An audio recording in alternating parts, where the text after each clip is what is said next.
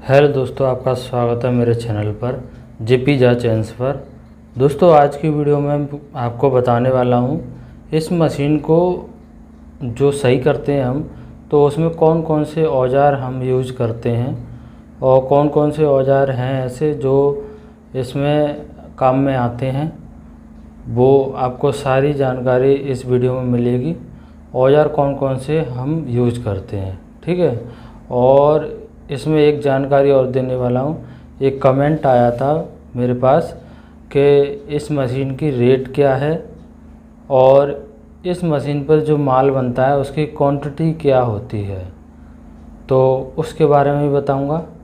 तो वीडियो पर बने रहें और इस वीडियो को अपने दोस्तों तक शेयर करें, ठीक है। और ऐसी जानकारी इस मशीन के बारे में फुल जानकारी पाने के लिए हमारे चैनल को सब्सक्राइब कर लें, ठीक है। तो स्टार्ट करते हैं। तो इसमें जो औजार हमारे यूज होते हैं, सबसे छोटा जो औजार यूज होता है वो होता है 2 की एलन। 2 की एलन दिखाने वाला हूँ। 2 की एलन कौन सी होती है? 2 की एलन हमारे पास अभी दिखाने वाला हूँ। जो एलन 2 की एलन होती है वो उसका स्क्रूप यूज होता है। जो स्क्रूप होता है हमारे पास, ये आपकी डाई की एलन होती है, इसे डाई की एलन कहते हैं। अभी 1 मिनट में फ्लैश लाइट जला लेता हूँ। फ्लैश लाइट ऑन करता हूँ और ये आपको दिखाता हूँ। ये होती है डाई की एलन। इस पे लिखा तो होता है लेकिन आपको 1 मिनट दिखा दूँ। इस पे लिखा नहीं है। ये डाई की एलन होती है। इससे क्या होता है, इससे सिलाई हम खोलते हैं। जो सिलाई जो लगी होती है जी मशीन में, ये वाली सिलाई, तो इसका जो स्क्रूप होता है ये वाला, 1 मिनट दिखाने की कोशिश करूँगा। इधर से दिखाता हूँ, ये वाला। तो ये वाले स्क्रूप को हम इससे खोलते हैं, ठीक है। ये लगी है, ठीक है। और अब ये तो डाई की एलन हो गई। इससे पहले मैंने 2 की एलन का नाम लिया था। तो 2 की एलन जो होती है, 1 मिनट दिखाने वाला हूँ। 2 की एलन इसमें शायद नहीं है, 1 मिनट। ये 2 की एलन होती है, ये आपकी 2 की एलन है, ठीक है। इस पे शायद लिखा नहीं होगा। 1 मिनट में दिखाने की कोशिश करूँगा। इस पे लिखा नहीं है लेकिन ये 2 की एलन है, आप देख सकते हैं। उससे पतली है और ये किस में काम आती है? ये साइज का बोल्ट होता है ना, ये मशीन का साइज का बोल्ट होता है। इसे खोलने में काम आती है। खोलने कसने में ये एलन काम आती है, ठीक है। 2 की एलन। यहाँ पे भी इसके स्क्रूप लगे होते हैं लेकिन वो स्क्रूप हम बार बार पे स्लिप हो जाते हैं, इसलिए हम 3 के एलन के बोल्ट को 6-7 के रेंज का बना देते हैं ऐसे घिस के, तो वो बार बार पे स्लिप नहीं होता है। ये तो ऊपर से घिसा हुआ है 2 के एलन का, ठीक है। तो ये हो गई 2 की एलन। आप देख सकते हैं इससे पतली है, ये है पतली। तो ये डाई की है, ये 2 की है। अब इसके बाद में बताने वाला हूँ 3 की एलन। 3 की एलन हमारे पास ये है, ये होती है 3 की एलन, ठीक है। इसमें शायद इस पे भी नहीं लिखा हुआ, मिटल जाता है कभी कभार। जैसे हम यूज करते हैं और हाथों में चलती रहती है, काम करते करते मिटल जाता है उस पे से। ये 3 की एलन है आपकी।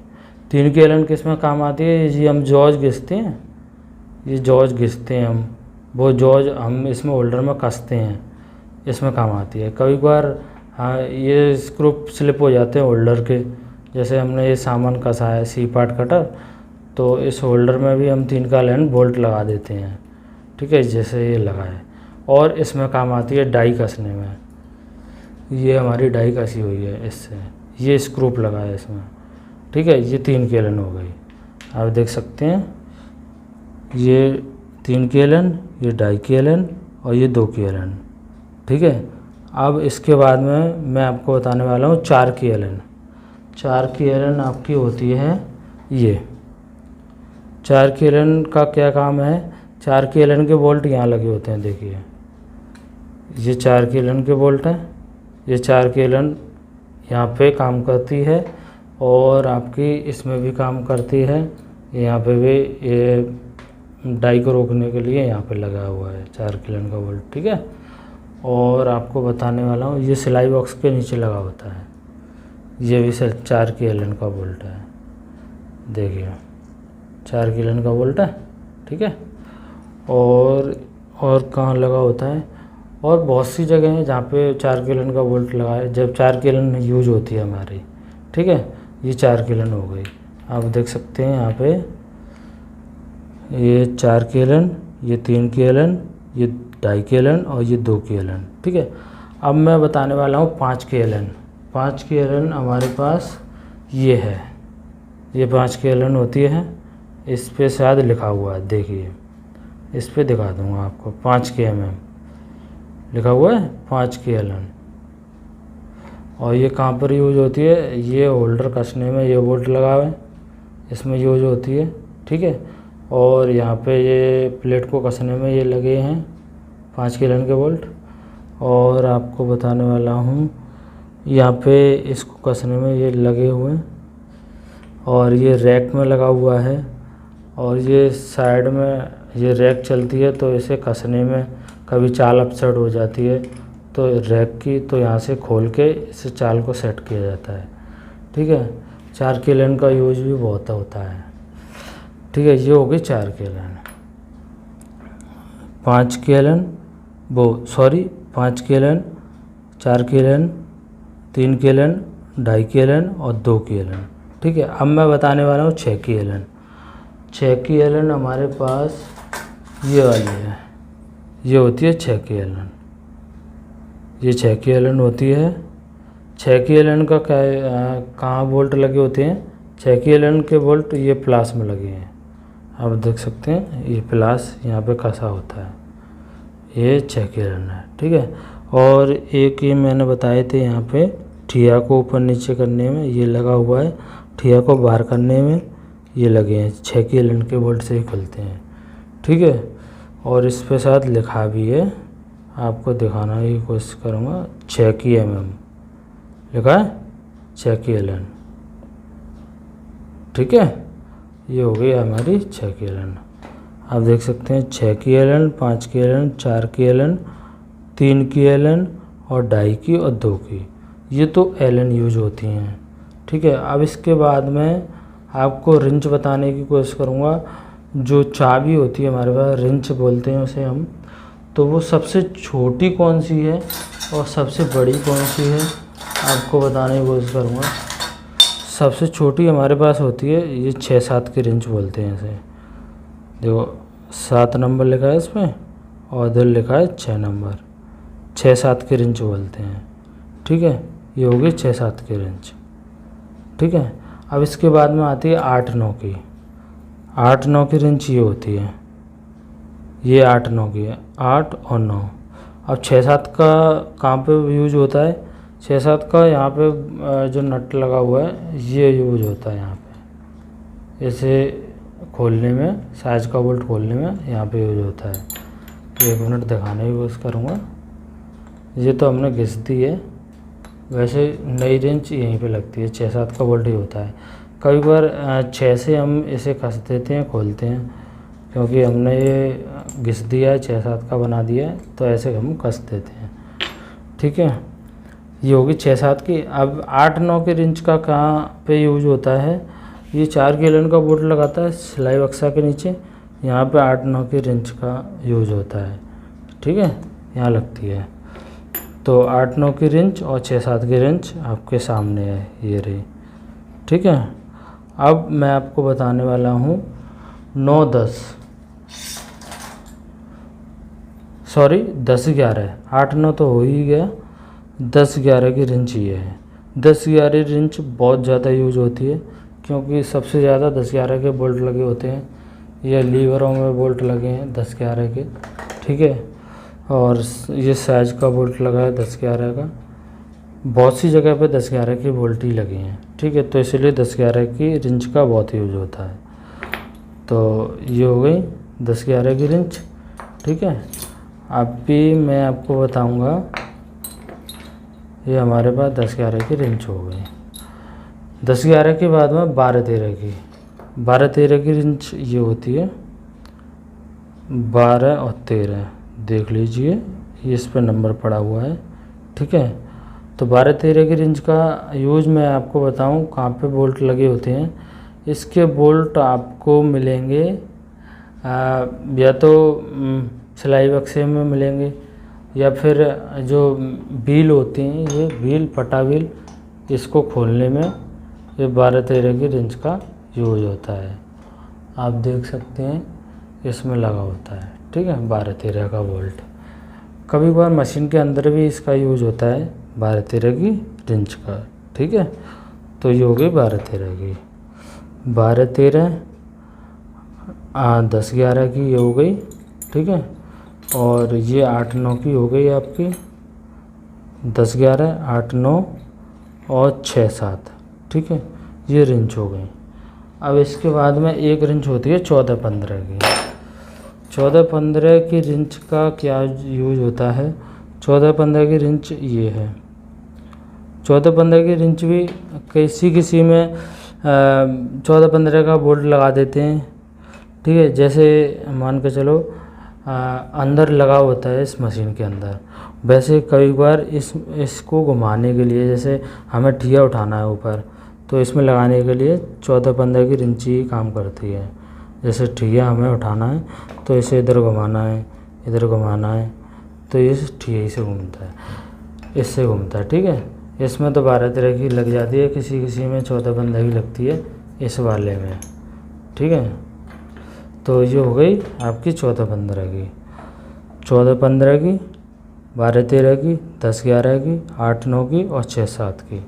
ठीक है, अब इसके बाद में एक रिंच और आती है जो सबसे बड़ी होती है, ये होती है रोल की। अब इस पे शायद नंबर पड़ा भी नहीं है, इस पे नंबर कौन सा, इस पे नंबर नहीं है मेरे ख्याल से। इसका साइज, एक साइज छोटा होता है, एक बड़ा होता है। इसमें रोल में जो बोल्ट लगे होते हैं वो सारे इसी से खुलते हैं, पूरा रोल इसी से खुल जाएगा। एक इससे, इस 14-15 की से और 12-13 की से। रोलर जो होता है तार बेलने वाला, ये वाला। ठीक है, इसमें जो बोल्ट सारे लगे होते हैं वो इसी से खुलते हैं, ये होती है। ठीक है, और इसमें एक साइड में बोल्ट लगा होता है मशीन में, दिखाने की कोशिश करूँगा, ये वाला मास्टर कैम वाला, ये इससे ही खुलता है। ठीक है, ये सारी रिंच यूज होती हैं। एक ये हो गई, एक 14-15 की, 12-13 की, 10-11, 8-9, 6-7 एलन, 6 की एलन, 5 की एलन, 4 की एलन, 3 की एलन, 2.5 की एलन और 2 की एलन। ठीक है, इसके बाद में ये चिमटी यूज आती है। इससे हम क्या करते हैं, तार लगाते हैं पकड़ के, ऐसे करके मशीन में तार लगाते हैं पकड़ के, यहाँ से ऐसे पकड़ेंगे, यहाँ से लगाएंगे डाई में, और इसमें फीस वगैरह फंस जाते हैं तो ऐसे निकालते हैं। ठीक है, चेन को पकड़ते हैं ऐसे करके, चेन को भी पकड़ते हैं। ठीक है, चेन के जोंट भी चेन को हम इसी से करते हैं। ठीक है, ये हो गई चिमटी। चिमटी हो गई। इसके बाद में पेचकस काम आता है। पेचकस का क्या काम होता है, जैसे इस जॉज में ये जो पत्ती कसी हुई है, ये आपकी पत्ती है, 1 मिनट दिखाने की कोशिश करूँगा। ये थोड़ा कैमरा की दिक्कत है, धुंधला हो जाता है। ये पत्ती लगी हुई है, ये पत्ती हम कसते हैं तो इसमें पेच कसा होता है, उस पेच को इसी पेचकस से कसा जाता है। तो ये हो गया पेचकस। ठीक है, अब इसके बाद में एक होता है डायमंड फाइल। डायमंड फाइल ये होती है घिसने वाली, इसको रेती बोल लो या डायमंड, हमारी भाषा में डायमंड फाइल बोलते हैं, और या फिर इसे डायमंड फाइल बोल लो, रेती या डायमंड फाइल कुछ भी बोल सकते हैं। तो इसका क्या काम होता है, जैसे हमें पत्ती बनानी है, ये पत्ती बनानी है तो इससे बनाई जाती है। कटर पे धार लगानी है इस पे तो इससे बनाई जाती है, सी पार्ट पे धार लगानी है तो इससे बनाई जाती है। ठीक है, इसका काम ये होता है। तो ये हो गई आपकी डाउन फाइल। अच्छा, इसके बाद में आपको मैं बताऊंगा, ये होती है सिलाई वाली तान। इसे ऐसे टेढ़ा कर देते हैं आगे से, ये आगे पीछे से ऐसे मुड़ी होती है। और इसका काम क्या होता है, जैसे हमें स्प्रिंग निकालनी है ऐसे करके, तो ऐसे हम खींच के स्प्रिंग निकाल सकते हैं इससे। इसे सिलाई की तान बोलते हैं। ठीक है, ये सिलाई की तान हो गई। अब इसके बाद में एक और है जो है कटर। कटर बोल लो या कतिया बोल लो, हमारी भाषा में कतिया बोलते हैं इसे। ठीक है, इससे क्या होता है, इससे हम तार को काटते हैं। जैसे तार को ऐसे काट दिया, 1 मिनट रुको, ऐसे काट दिया, कट गया तार। और कटने के बाद में ये हमने निकाल लिया, ये निकल आया डाई में से। ठीक है, अब इसकी चेन नहीं बनेगी। ये हमने तार को काट दिया यहाँ से और डाई में से निकाल लिया। ठीक है, ये हो गई कतिया, इसे कतिया बोलते हैं। और इसके बाद मैं बताने की कोशिश करूँगा। अब इसके बाद में ऐसा कुछ आइटम नहीं है। ये डाउन फाइल 2 तरह की आती हैं, एक गोल भी आती है और एक ये ऐसी आती है हाफ राउंड। हाफ भी बोल लो या फिर गोल अलग आती है। ठीक है, तो इन दोनों से ही बनता है। जो हम सामान हम घिसते हैं वो इसी से बनता है। ठीक है, अब इसके बाद में एक कमेंट आया था मेरे पास कि भाई इसकी मशीन की रेट क्या है और इसका जो माल बनता है वो कितना क्वांटिटी में बनता है। तो मैं बताने की कोशिश करूँगा। देखो, इसकी रेट जो है वो तो आपको 1 लाख रुपए में ये मशीन अब करंट में मिलेगी। ठीक है, करंट में ये मशीन 1 लाख की मिलती है। और अगर सेकंड हैंड ख़रीदने की कोशिश करेंगे, सेकंड हैंड भी मिल जाती हैं, तो सेकंड हैंड की रेट जो होती है वो थोड़ी डाउन होती है, क्योंकि वो चली हुई मशीन होती हैं, काफ़ी पुर्जे उसके कट जाते हैं, तो इसलिए वो कम दाम में मिल जाती है। तो सेकंड हैंड आपको 60 की मिल जाएगी, किसी पे 50 की भी मिल जाएगी। वो तो मशीन की जो क्वालिटी होती है उसके ऊपर पैसे लगते हैं। ठीक है, अब क्वांटिटी की बात करूं तो मेरे पास जो चैन बनती है वो 3 तरीक़ा की बनती है। तो एक चैन तो ये हो गई 7 ग्राम की। तो 7 ग्राम की जो क्वांटिटी होती है वो आपकी जो 12 घंटे में चैन बनाती है, 12 घंटे में 7 ग्राम की चैन अगर आपकी मशीन के चक्कर 200 से ऊपर हैं, हाँ, या 150 के समथिंग है, 150 से ऊपर ही मान लो, 150 तक अगर आपकी मशीन के चक्कर हैं तो आपकी जो चैन बनेगी वो 3 किलो बनेगी, या कभी कभी 2.5 किलो भी रह जाती है। ठीक है, तो 7 ग्राम की चैन की तो क्वांटिटी ये है। ठीक है, वो भी रेगुलर चलनी चाहिए, ऐसा नहीं है बंद हो जाए। और अगर मैं बताने की कोशिश करूँ, ये तो होगी 7 ग्राम की, और ये होती है 13 ग्राम की, जो मेरे पास इस टाइम पे लाइनिंग में बन रही है और जिसे हम मोतिया की चैन बोलते हैं। ठीक है, ये आप देख सकते हैं, इस पर डिजाइन लाइनिंग की चैन है ये। ठीक है, और इसकी अगर किसी को डिमांड है तो वो हमसे संपर्क कर सकता है, गोल में बनती है ये। तो इसकी क्वांटिटी की बात करूँ, ये थोड़ी इससे मोटी हो गई, आप देख सकते हैं 7 ग्राम की, कहाँ 7 ग्राम की, कहाँ 13 ग्राम की। तो इसकी जो चैन की क्वांटिटी है, इसकी 4 किलो बनाती है, आपकी 4 किलो से ज़्यादा ही बनती है 12 घंटे के अंदर, रेगुलर चलनी चाहिए मशीन। ठीक है, और आपकी इसके बाद में एक चैन ये है, ये हो गई आपकी 20 ग्राम की, देख सकते हैं, ये 13 ग्राम की और ये 20 ग्राम की। तो 20 ग्राम की आपकी ये भी लाइनिंग में बनती है, ये भी गोल बनती है मेरे पास। ठीक है, देख सकते हैं लाइनिंग में है। और ये आपकी ये हो गई 7 ग्राम की, देख सकते हैं। ठीक है, तो 20 ग्राम की मैं बताने की कोशिश करूँगा। 20 ग्राम की जो चेन है वो आपकी 12 घंटे में बनाती है करीबन 6-7 किलो का एवरेज निकालती है। ये 7 किलो 12 घंटे में बना देती है। ठीक है, 7 किलो इसका एवरेज रहता है।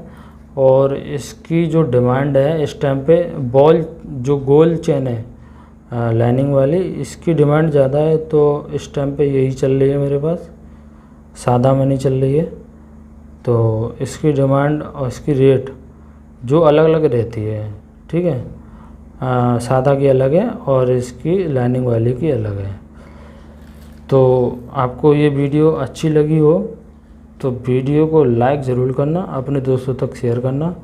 और आज की जानकारी आपको जो हमारे औजार हम काम में लेते हैं वो औजारों की जानकारी कैसी लगी हमें कमेंट करके ज़रूर बताना। और इससे आगे मैं मशीन को सिखाने की पूरी कोशिश करूँगा। इस मशीन को सिखाने में थोड़ा टाइम तो जाएगा क्योंकि वीडियो बनाने का मुझे समय नहीं मिल पाता है, और आपके लिए निकालेंगे समय। अगर आप हमें सपोर्ट करेंगे तो हमारे चैनल को जितना हो उतना शेयर करें और अपने दोस्तों तक, जिससे मुझे भी इस YouTube से कुछ अर्निंग हो, जिससे मैं इस पर थोड़ा और काम करने की कोशिश करूं। क्योंकि मुझे जब तक कुछ फ़ायदा नहीं मिलेगा तो दिक्कत वहाँ आती है। तो इसलिए कहता हूँ कि वीडियो को शेयर करिए और अपने दोस्तों तक, और वीडियो को लाइक करिए जिससे मेरी वीडियो और भी लोगों तक जाए। ठीक है, मुझे भी थोड़ा सपोर्ट मिले और वीडियो बनाने का थोड़ा मोटिवेशन मिले। ठीक है, तो मिलते हैं अगली वीडियो में। धन्यवाद दोस्तों वीडियो देखने के लिए। Good bye.